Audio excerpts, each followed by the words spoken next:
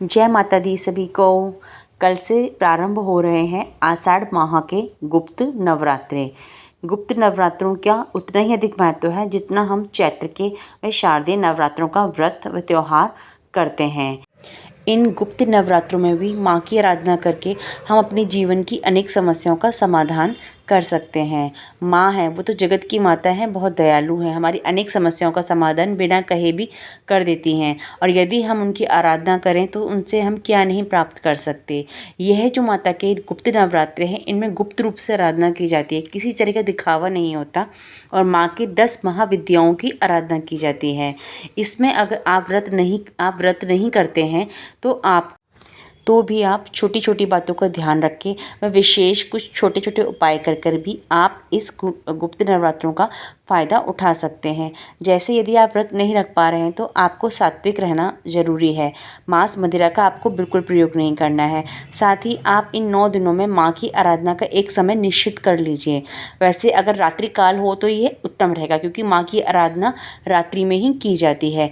इस काल में, इस समय पीरियड में आपको माँ के कुछ विशेष मंत्र पढ़ सकते हैं या माता की दुर्गा सप्तशती का पाठ कर सकते हैं। यदि दुर्गा सप्तशती का पूर्ण पाठ करना आपके लिए संभव नहीं है तो आप माता दुर्गा कवच, कीलक, अर्गला स्तोत्र या सिद्ध कुंजिका स्तोत्र का पाठ कर सकते हैं। इन सभी पाठों का आपको 9 दिन तक पालन करना है और अपने झूठ नहीं बोलना है, आचरण शुद्ध रहना है, मन से किसी का बुरा नहीं जाना है। यह छोटे छोटे उपाय आप कर देखिए।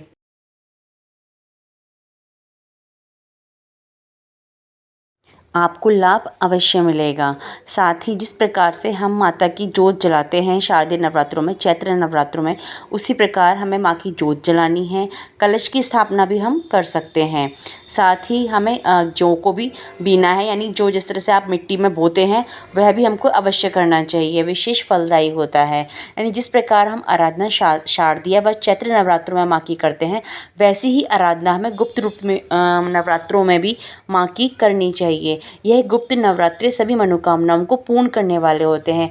वैसे भी जो देश काल का गोचर चल रहा है उसमें माँ की आराधना हमारे लिए बहुत ही शुभकारी है एवं आवश्यक है।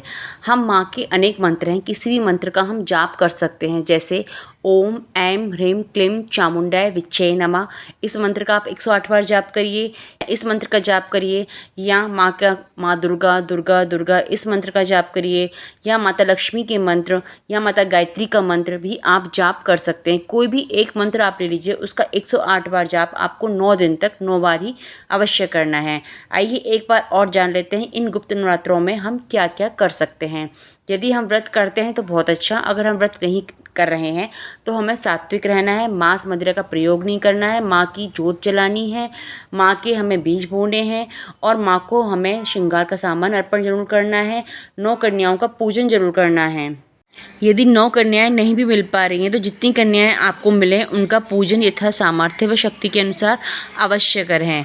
अगर आप कुछ भी नहीं कर पा रहे हैं तो शाम को माँ के सामने दिया जलाकर माँ के किसी भी नाम का आप जाप कर सकते हैं, जैसे माँ दुर्गा दुर्गा दुर्गा। यह सब करके देखिए, आपको उपाय करने से लाभ अवश्य मिलेगा। आशा करती हूँ आप ये सब बातों का ध्यान रखेंगे, माता आपकी मनोकामना अवश्य पूर्ण करेगी।